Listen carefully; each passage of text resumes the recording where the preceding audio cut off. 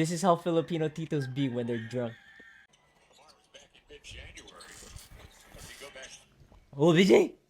BJ! Come. You like drink? Drink.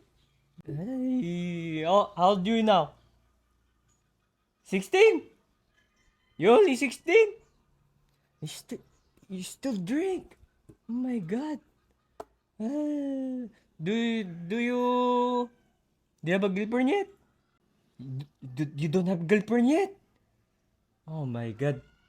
When back when I was a kid. Oh, a lot of girlfriend. Everywhere your auntie was, chasing me around. Every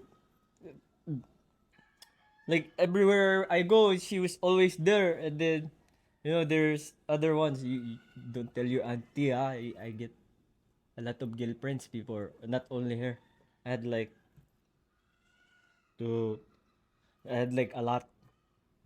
You want some bindongo?